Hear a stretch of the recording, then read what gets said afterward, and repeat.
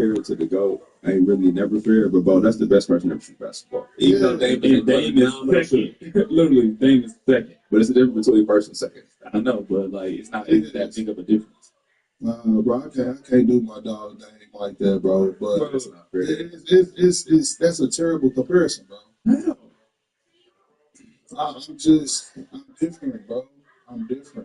I'm different, bro. Steph is different, bro. The Steph effect is different, bro. Steph got people wearing Under Armour shoes, bro. A lot comes with it, bro. People wear Dame shoes. Nah, people love Dame shoes, but I'm saying people wearing Steph's, bro.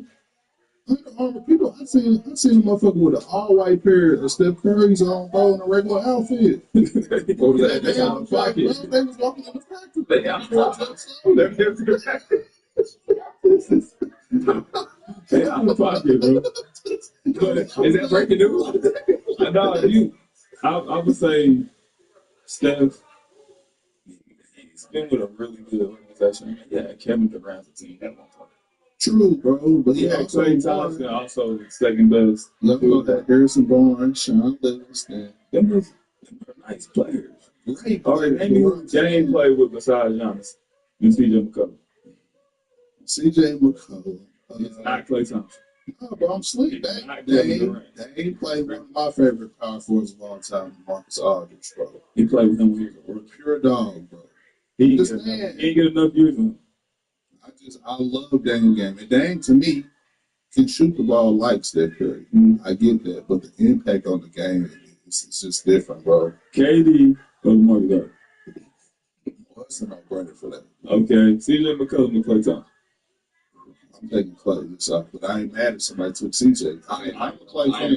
I like CJ McCollum. They got one of the best mid-rangers ever. You got Clay popped up. Yeah, Clay. I think some people will take CJ McCollum over Clay. Livingston. Steph Curry plays off the ball better than Dame will. I mean, it's probably electric that Dame didn't get. He didn't get to play off the ball. I mean, that's not Steph Curry's fault though, but that's a difference. I'm saying, but that's the difference, bro. Who was? I do that better. I mean, I know we taking up time doing it, but who was Dame's power forward that can play like Draymond? I don't know. Nobody. He's playing nobody. I want to be Crash Bandicoot. Hey, bro. Damn. I'm just saying he was at a disadvantage. I feel like if we replace Dame with Steph, they probably still won a championship with them teams. He played with KD and all that. They probably would still win a championship.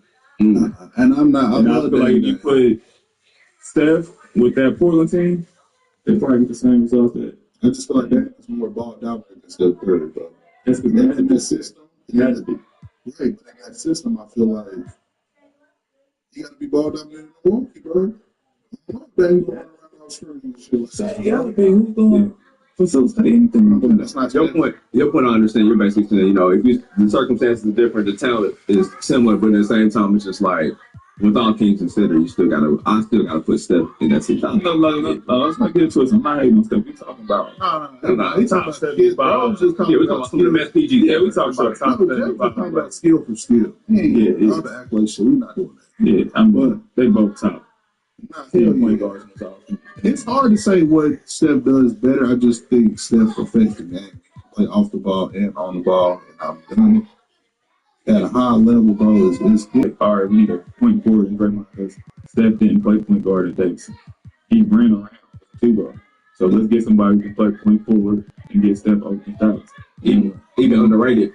Then trade Monte to get Bogut for that same reason to have those screens and keep the ball in his hands to run off screens and pass the ball. Yeah, I 1,000% agree with you there in that situation. I think you're absolutely right about that, bro. But I'm saying that's the difference in the game, though. So better organization. Nah, bro. I think Steph is a better passer. I think Steph's a much better passer than Dame. I mean, if we pass it to, I'm a good passer. I'm passing to KD. You can't knock DJ Point for that, though. I'm not knocking it. Damn near hard. But when he draws so many people and he making good reads, that's what I'm saying. Is that a good read? If I'm throwing at KD and I'm throwing at Clay Thompson, I look like a good passer. I'll throw the Kyle Korver. He did that for 3 years. You were a good passer? I was good, but Kyle Korver made me look like a great passer. You had Kyle, you had Josh, you had Joe. You had a lot of people, bro. Even DeMar Carroll had some assistance.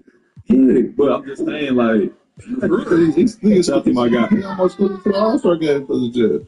That's a fact. But look, but you throw in the KD and Klay Thompson, when we run a pick and roll, Draymond rolling, and you help a little bit on KD, but I'm look like a great passer. And I'm not saying Steph can't pass. That's where I gotta say you slightly, bro. You are, bro, because Steph can't help it. He got the first championship he won, bro. That's what he got there with. That's a good team. Steph Curry is the best point guard ever. I'm not saying that. He's a great player. So you're saying they ain't accepted? I'm not saying it's second. I just said he said it's close. His accolades don't match up with could be the best. 100%. So where would you put Dame as a top? His accolades ain't ever add up to be better than some of these great players. If he top 75, I feel like he got to be top 10. Yeah, but I'm just saying, like, you can't be like, oh, he better than Westbrook because he never picked Westbrook won MVP. You can't say he's better than all the other dudes. I'd probably say Dame over Westbrook, but I'm like, that is The comments love this, man. We got two great comparisons today. First, we got AE. yeah, that's my verified book. Step down. My fault, y'all.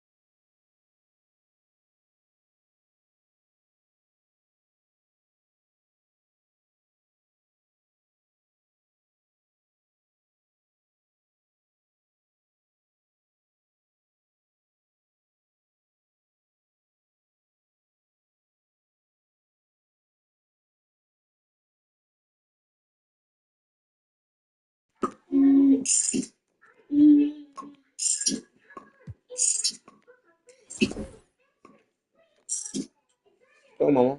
Out.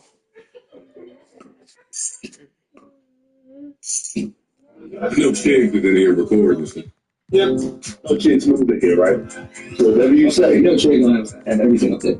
whatever you say, Chig's gonna be on YouTube with it, man. As we've covered recently, Young Thug is out of jail, but that does not mean he's a free man. He's still under 15 years of probation, and today he took to Twitter to test the limits of what he can say and do, as he would really quickly post and delete a tweet that said that him and Gunna are not actually friends. Wack 100 would give his take on it, and DJ Academics would go on Twitter to give more background and detail and context surrounding the relationships of Young Thug, Little Baby, and Gunna. What's up, y'all? It's your man Focus World Report for the Chick Smooth channel.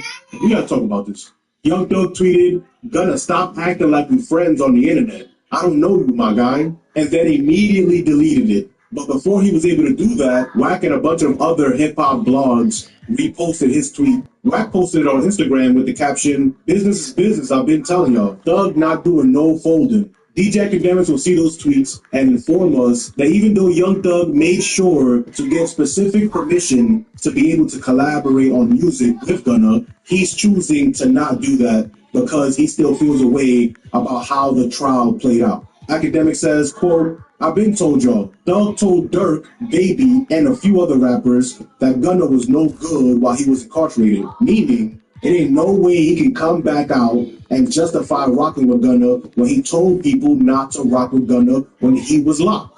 He continues, "Thug originally wanted to drop on Gunna release date and was gonna have Baby and Dirk as features. Those features didn't end up on his project, but he literally sent a message to them saying, quote, 'I don't F with that dude, and I want to drop on his date.' Young Thug didn't end up dropping on Gunna's date." He will continue, "Thug had to carve out communicating with Gunna in the plea deal because there is business still to be done. He has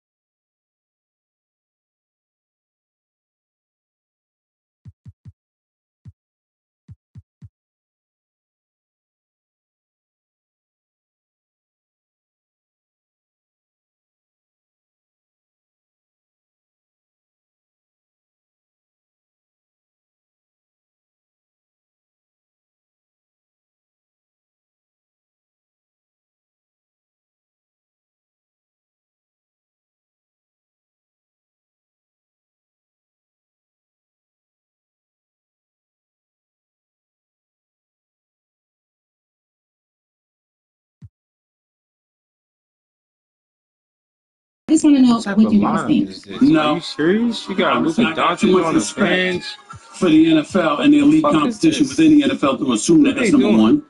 Number two, they barely won some of the games they won. I know they're undefeated, and there's a lot to be said about that. Their defense is elite. They got D-Hop now to go with Patrick Mahomes. You still got Kelsey in the crew.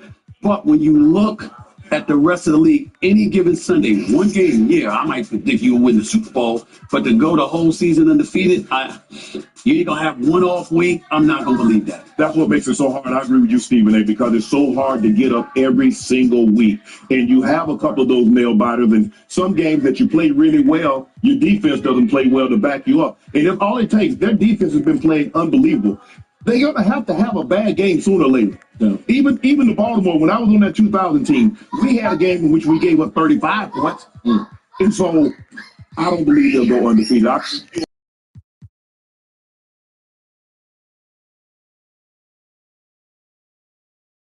Obviously,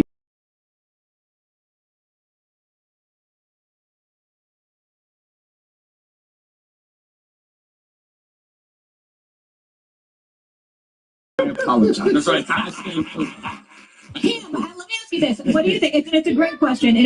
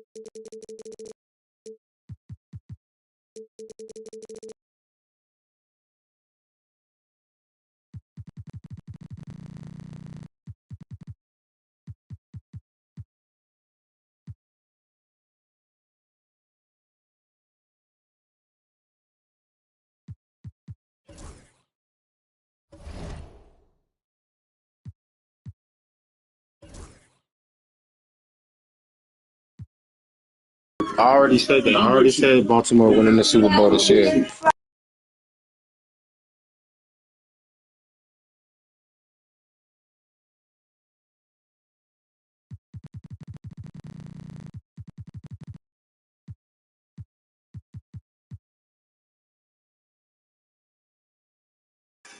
Hello, Kevin. How are you doing? How you doing, Miss Bell? How you doing? How you doing? I'm excellent. How are you? What's going on, How you doing? What's going on, crew? What's going on? What's going on? What's going on, Cam? Baby, how you doing? Hey, I'm that Beijing hitting, man. Yeah.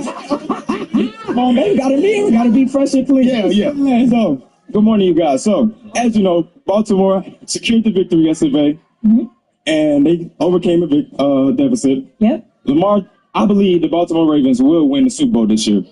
What do you guys believe? I'm with you. I think it's time. And Stephen A., it's circumstantial. We've never seen this type of Baltimore team for as confident as Lamar has been playing. Winning not only in the pocket, winning not only on the run attack, winning not with his scrambling decision making, but also throwing the football and just playmaking. We haven't really seen that. And I think the thing that his greatness is amongst us, and we're seeing something. Now, I will give a comparable though, which will go to your point. We're seeing the modern day Peyton Manning right before our eyes. Peyton was so great. Let me do something right now. Make sure we're good here. Okay. Yep. We good? Yeah. Peyton Manning was so dominant for so long with no meaningful postseason success.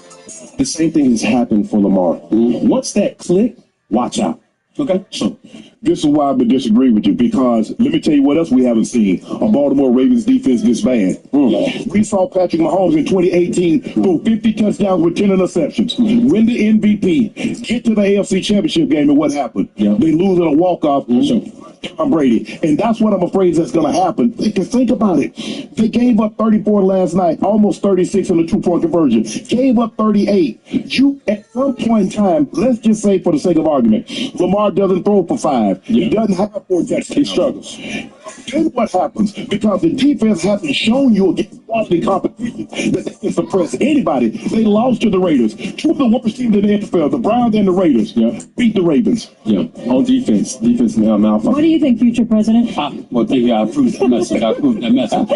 Here's the deal. I agree with Shannon. And I'm going to say this. Here's the part that disappoints me about my brother right here, the man Cam himself. When you were balling, there were expectations for you. Yes, sir. So my point is, why sweat the expectations for Lamar? I'm not, no. What I'm saying to you is that nobody's denying his greatness. And I believe he will win the Super Bowl one day. And I want him to. I want him to win several. I want him to be nip and tuck with Patrick Mahomes, because that makes everything better. But here's the problem. He hasn't done that yet. When they lost in the AFC Championship game, his first trip to the AFC Championship game, they scored 10 points. Now Shannon's coming on, and he's highlighting their defensive woes, which has never been an issue. So we got 2 things to be worried about with the Baltimore Ravens. One is the greatness of Lamar Jackson that we normally and customarily see during the regular season. Is that going to show up in the playoffs? Number one. And number 2, is it going to be enough to overcome that defense that's been historically disappointing to their standard? My quick take is this. It's like Lamar has heard this. Okay. He will see this. And it's almost like we respect the talent by having this type of mentality. Right. Y'all don't think I'm going to do it? Say less. Bet. Right. Every performance has been that. Bet. Watch this. But we said that for the last several years. For sure. It ain't just now. But this year's a little different. I mean, I did pick them preseason to win the Super Bowl. No, But they made the playoffs. But to Stephen They A's got point, stomped. in the championship game, the defense gave up 14. What do you think the likelihood of that defense giving up 14 points against that? Circumstantial. Shannon, do you ever just get a feeling? No, I don't. Oh, you don't? I do. Did I take a shower? I don't know what to All right now. All right. Let's get the next one. All right, bro. There you off the hook. There you go. There you go. Okay, we have Easy Taylor. My name is Isoki Taylor, and I have a question for all of you, but Cam Newton, I want you to answer first. I think that Atlanta is the most underrated sports city. What do you have to say about that? Atlanta has not had any winners since the Atlanta Braves. Just imagine, we already think we the best.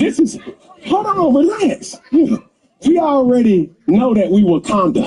Look at this crowd. It's so black. Oh my God. It's so gorgeous out here. You don't give us a rope because we're going to think we a cowboy. You dig what I'm saying? Right. If you give us a winner, Braves.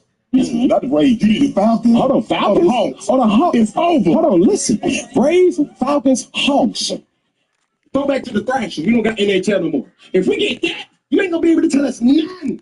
We did. Okay, If the Falcons win the Super Bowl, can you imagine? Can you imagine the celebration? That'd be off the chain. Man, listen. I was in Atlanta. I was obviously still in the league when they blew it. Yeah. And I was excited because Atlanta was in my division. I did not want them to win. But the excitement of that year, it was like, bro, it was just, you just had to be there. It was the modern day Freaknik, if you just want to give a comparable. They were celebrating so hard at halftime when they had it. Yes. Can you imagine if that game had ended? What the celebration? I don't have to imagine it because I saw the level of misery when they didn't do what the hell they were supposed to do, okay? And how precipitous of a drop-off it was. You lost a damn 25-point lead in the Super Bowl. But here's the deal. Never let that go. But you did. You did. It's just the truth. It's just the truth, okay? Here's what I will say to you. You're absolutely right about the Falcons. Y'all just need to scratch that damn hope when it comes to the Hawks. That ain't gonna happen.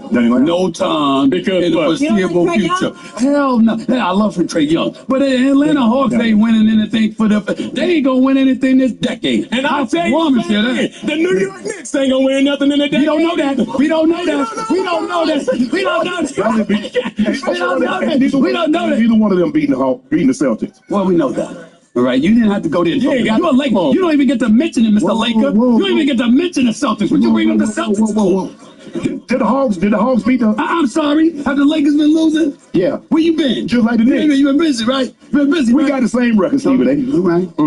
Gentlemen, what do you think of those questions? I love those questions. Thank you so much. Very good. Thank you. Thank you all for being. Tức là tuần trước tôi đêm qua một xanh còn là nâng link này của tôi. Bây giờ các bạn vào lòng của tôi nhé. Rồi, ok. Trước khi bắt đầu bài làm, các bạn sẽ chuẩn bị cho mình một dụng cụ như sau. Ở đây mình chuẩn bị và sẽ cùng một khách hình. Đầu tiên đó là màu đỏ. Tiếp theo là màu vàng. Màu xanh lá và một tờ giấy ăn màu xanh nước biển.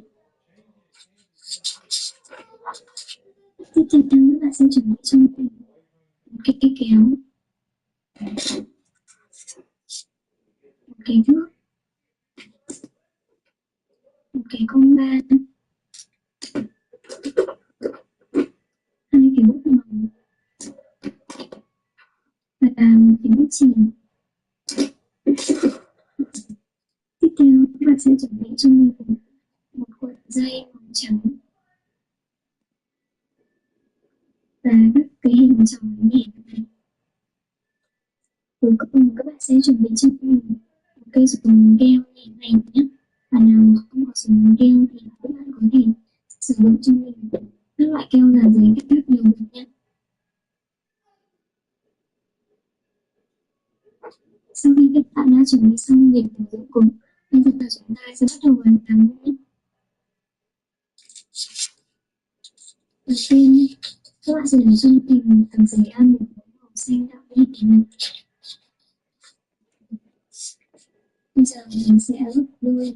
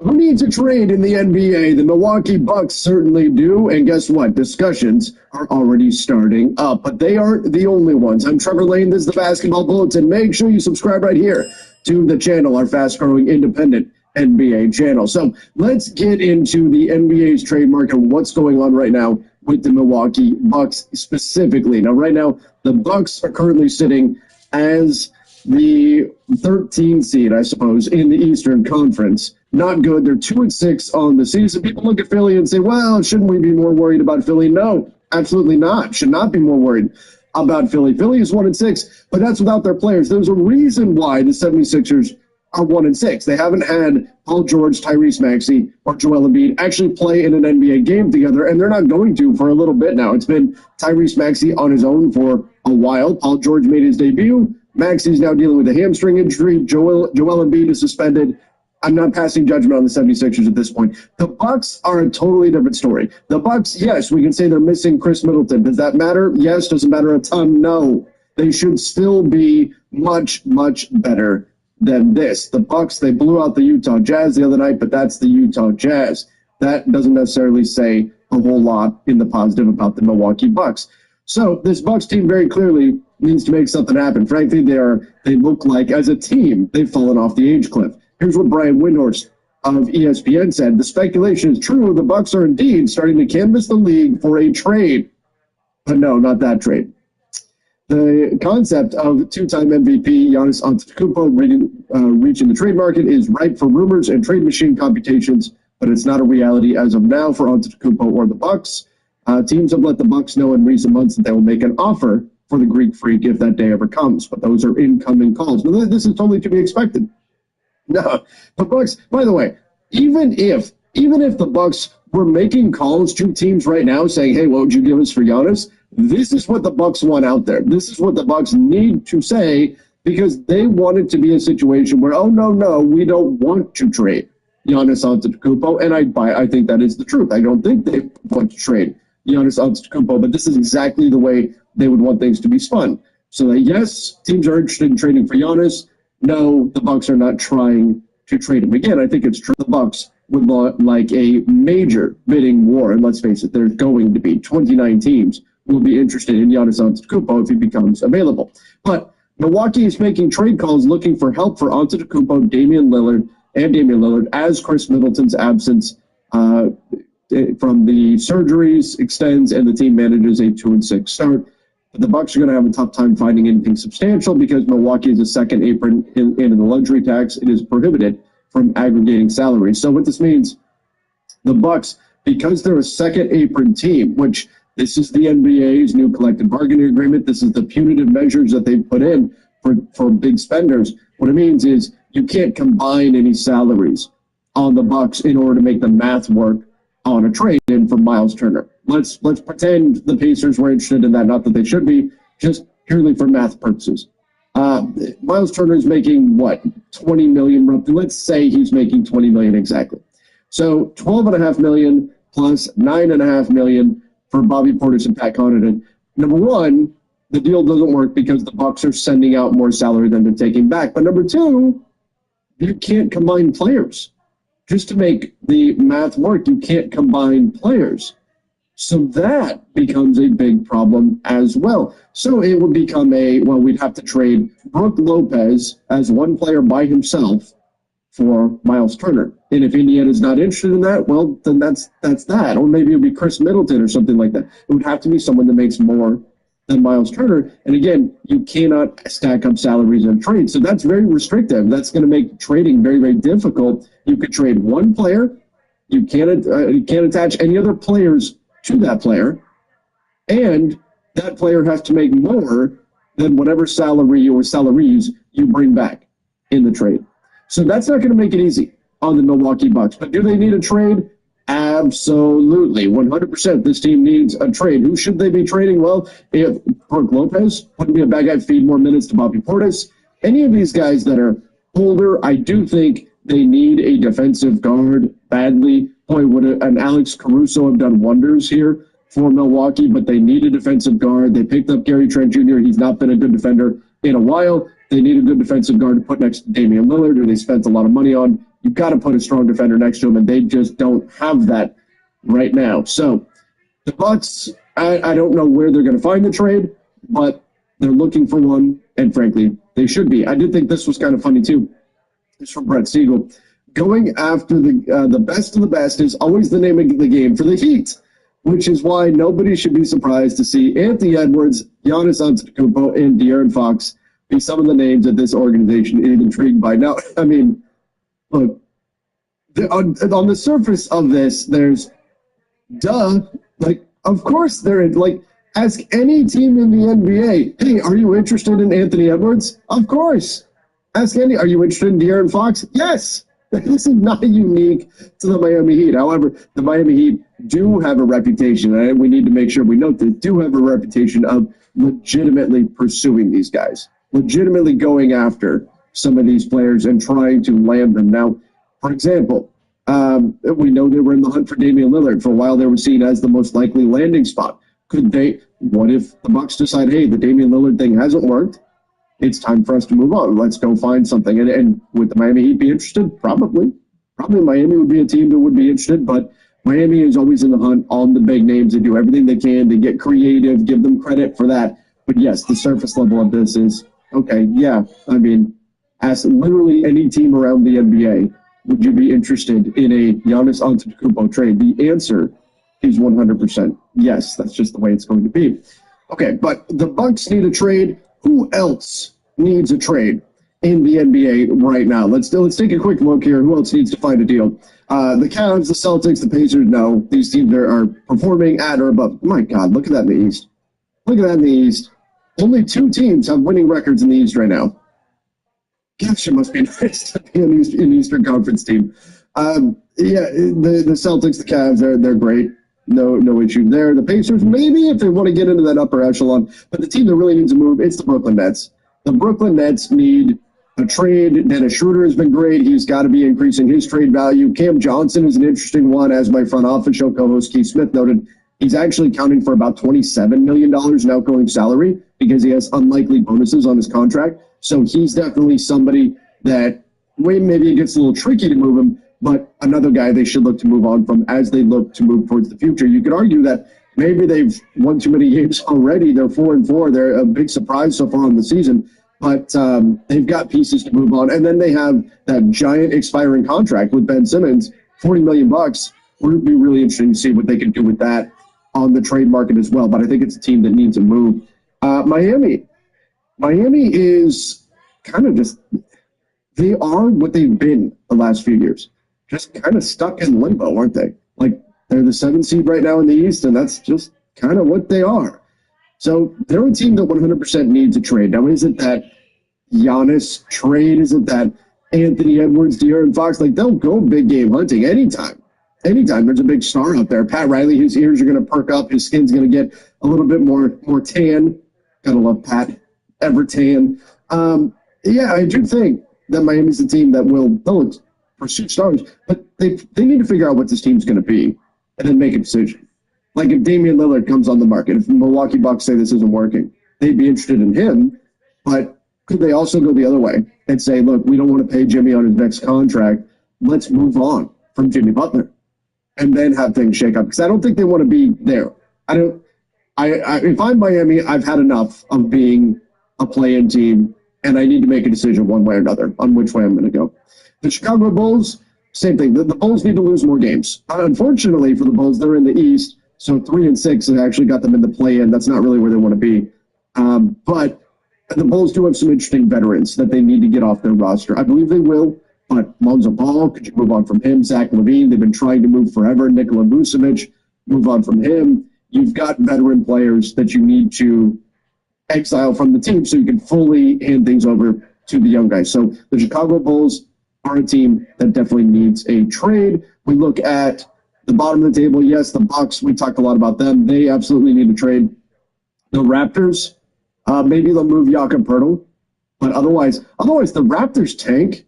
Ooh, it is cruising right now. They've done a great job getting close in games, like being somewhat competitive, but then losing at the end, finding ways to lose games at the end. That's the way you want to do it, right? If you're a tanking team, you want to lose most games by like a basket, because then you're that team that's right there, just needs a little bit of help. You know you've got talent, and then you get a nice high draft pick, and off you go. So I think Toronto's tank is in really good shape right now. The 76ers, no. They got to see what they are. They got to see what they are with all three guys in. All right, let's look at the West, the top of the table here. The Phoenix Suns, do they need to know the Suns are playing great? Don't think they are a team that's a candidate for a move. The Thunder, they're great as well. I mean, the Thunder can make a trade. That's the scary thing, right? The Thunder are awesome already. They just lost their first game to Denver. But the Thunder are awesome, and they can make a move. Think about that. And they've got all the assets they need. If any Giannis pops up on the market, the Thunder could probably offer more than just about anybody else. Anthony Edwards is not going to pop on the market, but anybody, whether it's Giannis or otherwise, the Thunder could go after anybody and make a really compelling offer. That's the scary part about OKC right now. Golden State, nope, their depth has been fantastic. I think they will pursue the trade market. They've got pieces they can move, but I think as long as they're winning like this, they're going to keep the status quo and see how far they can take this thing. The Rockets, they've been good.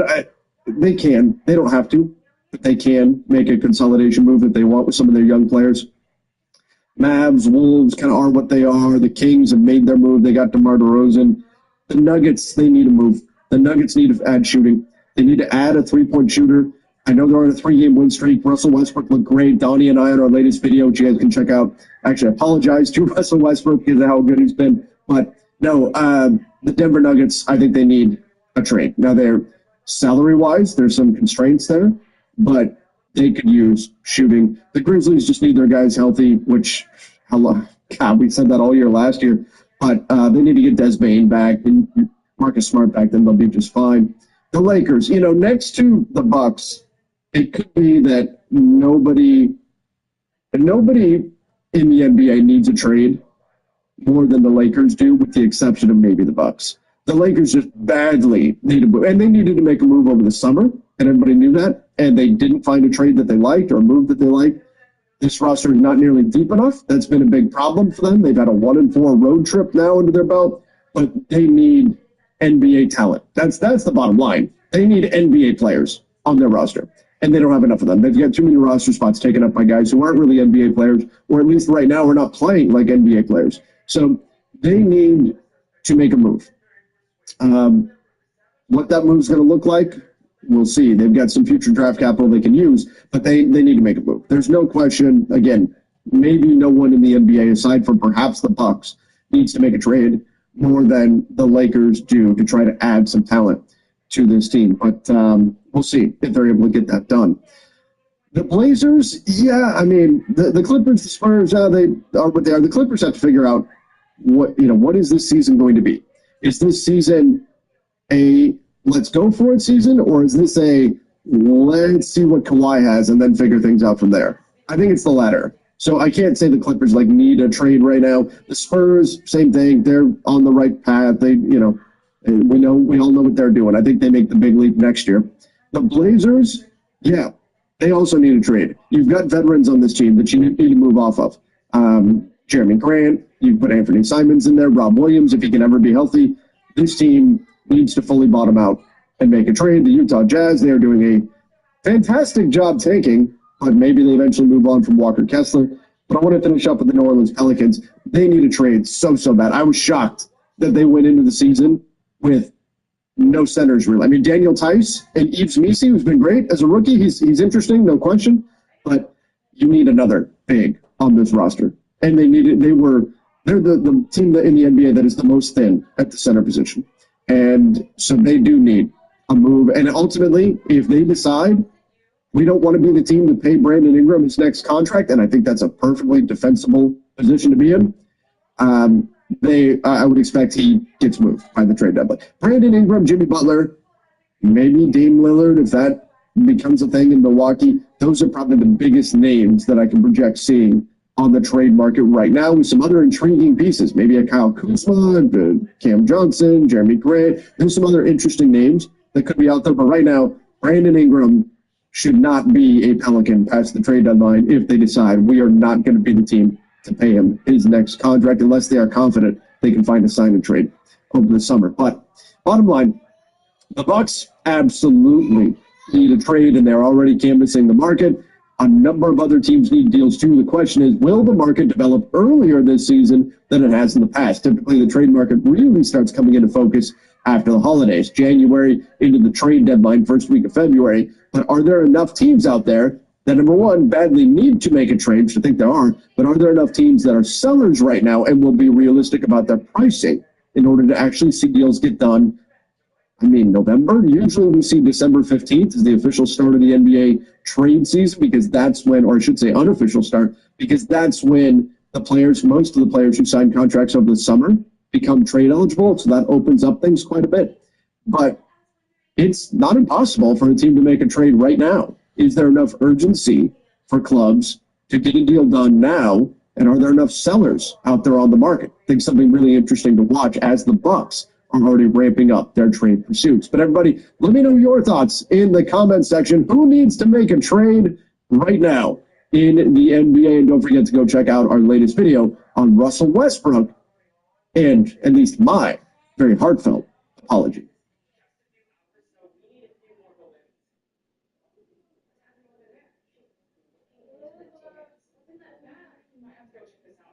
Draymond spitting or tripping, saying that he's concerned with the OKC Thunder bromance and being all up in the interviews and taking pictures with Josh Giddey. Death row over here. Just without the death. It's the room. It's just everybody want to be scary, Draymond. Alexa, you don't agree with what Draymond said? No, that was hate. He was being a hater. I think he talked about it for too long, I think. I mean, he can have his little opinion and be like, I don't really like that, but like, him insinuating that they're not serious, they're not ready for their moment, like they're not undefeated right now. Draymond, 4-time champion, so he has some perspective on the subject. But yes, but it's like they forget, like they was kind of wilding and clouding a little bit when they were younger, winning at the beginning. Not to that extent. Let us have our moment. Hey, dang. Well, why you in y'all had your always time. In the video, dancing in the video. You always want to, now you want to come dancing out because you don't like the way we dancing. Let us do our moment the way we want to do it. We want to take it to the tip the way we taking it. We're going to be the first team to go together in front of the camera the way you don't like it every time. Now they should do it even more just to piss you off because you pissing me off. So, Sean, are you a fan of the Thunder coming together in those post-game interviews? Man, they on their college shit. They on their college shit. They on ass. Man, like, and then we're gonna call it a bromance, and he trying to like. That's taking shots, man. You still playing. You ain't no former player. We over here. We can't take no years back. Let us back. Right. You still hooping. You still out there hooping. It sounds really weird that you sitting over there on the other side and you feel like this, looking at them. When they doing their press conference, we know Draymond is looking like this. Look at them winning. Look at them winning. Look at them winning. Oh, they're winning like we used to do. What, Warriors? We used to win like, we ain't win like that. We did it our own way. Warriors are 6-1. This is touching me. They are playing well. Warriors. Did I see you smile? Nah. It's funny. Who cares? It's local. It's in the local TV anyway, so it's not like nobody gonna see. Well, occasionally when they do get a national game, they will also participate. Listen, but that's what makes it so genuine too, because they didn't do it for the national cameras. They did it for their little OKC. They always prioritize the local. Always do the local, and I think that means it's smart because it's Shea who's doing it, right? After every game, they want to talk to him, and he's like, "Nah, I want my whole team here, so we all feel a part of it, right?" When you're talking about media, think about what the media did in Boston. Or tried to do in Boston. Over here. We tried our best. They just tried to do it. You can't do that with the locker room. Right? You can't try to split them up. They're all there. Right? So they all listening to what everything is being said. So it's like an iron fence around them right now. And right, you can say no one fears them. I really don't think they give a fuck. Right? They were number one last year, right? Doing that. They're undefeated this year. So even if you're not afraid of them, they're coming in and whooping ass. They're 4-0 in y'all building. They're coming into y'all homes, playing with y'all crowd, taking pictures with y'all fans, right? So everybody's not scared of the rah-rah. They coming in with a smile, killing you right now. You know what I mean? I think a lot of us wish we had connection like that, because those are the connections that win championships. And the one thing that he is getting wrong in the statement is it's not their time. Ooh. It is not their time. Their clock hasn't started? No, their clock hasn't started. No, they just came to work a lot earlier. Fair. Right? They supposed to clock in at 11. It's like 9. Shit, they there at 8. It's like, yeah. We've been here. We taking y'all money right now. This is y'all money. We 22, 23, 21. We eating y'all food. Y'all are on the clock. Yeah, you in your time. If y'all don't win, y'all get hooked up. It's your time right now. Phoenix, if you don't win, it's over for y'all. Lakers, if y'all don't win, it's over for us. We good. Yep. We came to the party just a little bit early. Shit, we wanted to see what was it all about. Yes, everything that y'all is absolutely. You gotta understand, like Draymond not young, right?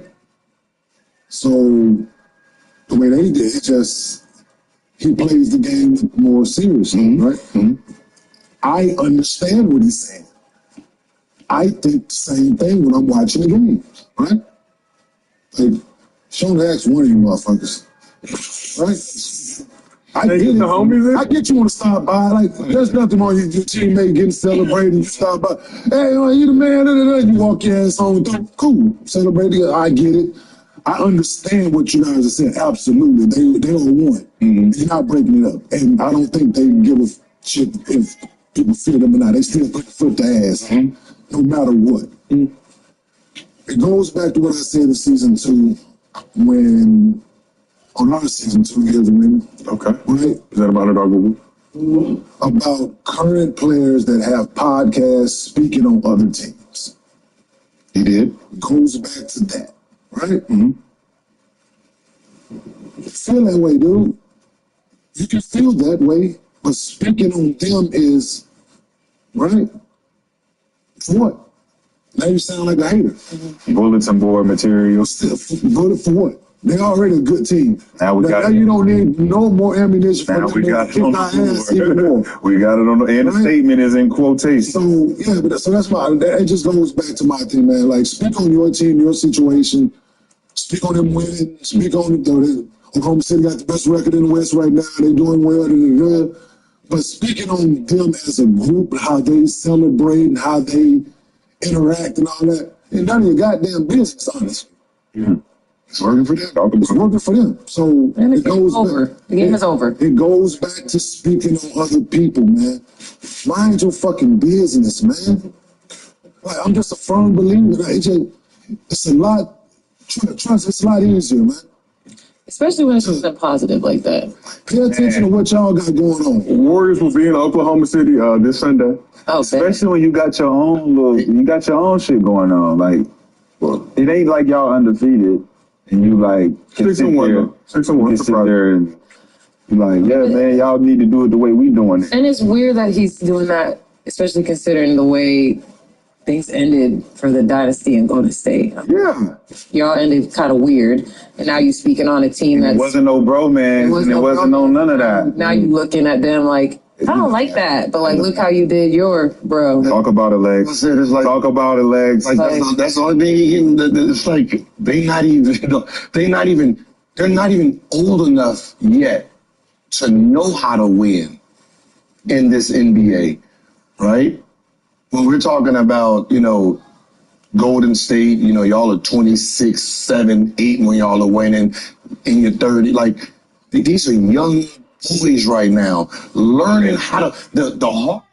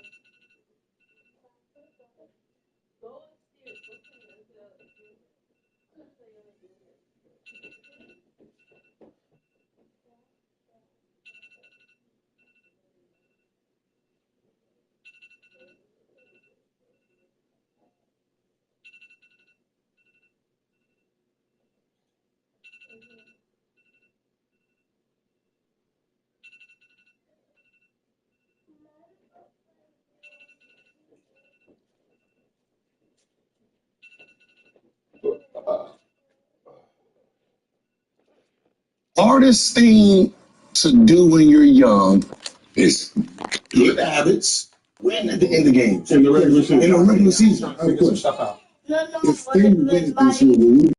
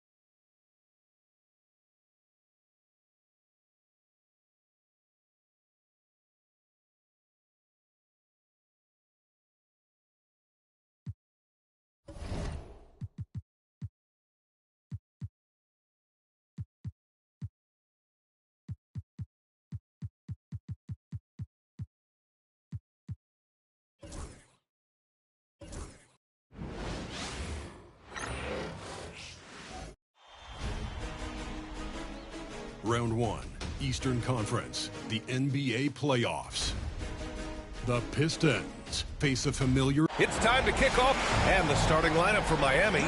We've got Anthony Davis, and it's Barry in at the 3 spot. And for Detroit, they've got Luka Doncic, and it's McGrady in at the shooting guard position. Hastings, you look at Detroit, they have home court advantage here, but... This could be a tough series for them. And you can see either team advancing from this series. A tough way to start out your postseason campaign for sure. Parker finds Davis. There's the triple. Rebound Detroit. Here's Hastings. And so he draws the foul, headed to the line to shoot a pair. Man, the defender really went after him. Detroit shooting their first shots from the stripe in this game. And he makes the first.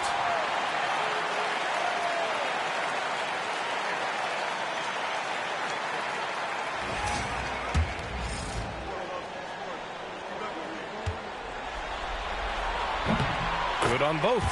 Makes it pretty tough on the defense. Who are you going to pick to send to the free throw line? And he's hitting the free throws right now. Form looks good. Pass to Wade. Davis a screen. The 3 is up. Anthony grabs the board. Drives to the hoop. Here's Hastings. Down low. And about a minute gone in the first quarter. An impactful defensive presence. AD is outstanding at coming up with blocks. That was some by-the-book basketball. Blocks the shot, gets out in transition, and finishes strong. Miami shooting their first free throw of the evening. The Pistons have gone 1 for 3 so far. Anthony outside. Here he goes. Pass to McGrady. And he banks in the layup. Great to see when Melo spots his open teammate. Good at noticing the overcommitment that time. Miami's gone 0 for 2 from outside. Here's Shays. Checked by Gasol. That shot's good by Parker. And setting the tempo with an assertive move. Like, where was the defense on that play? Yeah, APB sent out to try to find out where the defense is. Inexcusable. Here's Gasol. Drills it from deep. And Pau Gasol later on in his career is establishing the fact that he can, and he will, drill the three. Wade, the pass to Barry. Goes back up, and the layup is up and in. Pounding it inside early and often, setting a physical tone. And he got the whistle on the way up. So he'll be headed to the line for a pair. Great job drawing the foul, and almost converted the shot as well. Detroit shooting their third and fourth free throw attempts of the game. First one falls for him. Klay Thompson, he's checked in for Gasol. Jaylen Brown, he's checked in for Miami.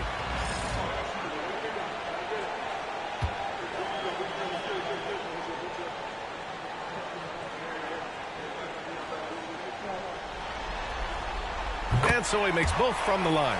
At this point, you might as well go ahead and chalk up the points when he's at the free throw line. Pretty much automatic.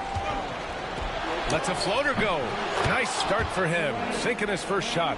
And shame on you if you forget how good Dwayne Wade is at handling the basketball. He took the defense to school with that one. Oh, that doesn't go on the chance to tie. Shot from the top of the key. It's hauled in by the Heat. Now Brown. And the jam by Brown. You can tell Brown is having fun. What a phenomenal dunk artist he is. And J.B. Bickerstaff decides to call timeout. Coach wants to speak to his guys, maybe alter some of the game plan.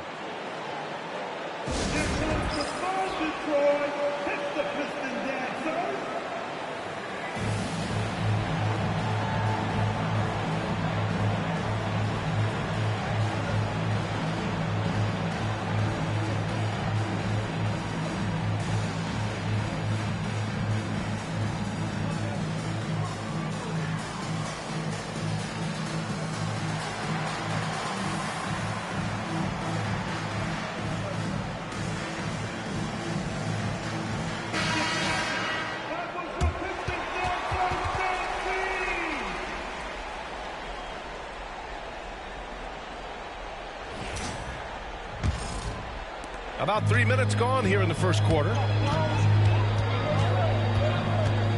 Out to Anthony. The three is up. Another shot. And he sinks the layup. Hastings has got 8. Have to take care of the defensive boards better than that. Yeah, you just can't afford to give up second chance opportunities again and again. Pass to Shays. And the three-pointer goes. And one of the things that makes Dwayne Wade such a special player is his ability to get his teammates going. Here's Hastings. Oh, wow! And a two-handed jam. He's a living highlight reel. Seriously, that could end up being one of the best dunks of the year. Brown against Thompson. Here's Wade. Here's Parker. And the Heat, another three. I love it. Just thumbing his nose at the height disadvantage. He's able to get the space he needs and convert. Yeah, defense has got to be a little bit better, especially when he's looking to fire from that distance. And they keep trading punches. Both teams in a groove early. Who's going to miss first? Every time one team scores, the other team right back at you. 1 minute left to play in the first quarter. To the paint. And Brown with the stuff. This guy has crazy hops. Brown levitates over the floor. Pass to Hastings. Here's McGrady. Here's Hastings. Checked by Davis. Hastings for the bucket. Not just the accuracy in the quarter, it's his move.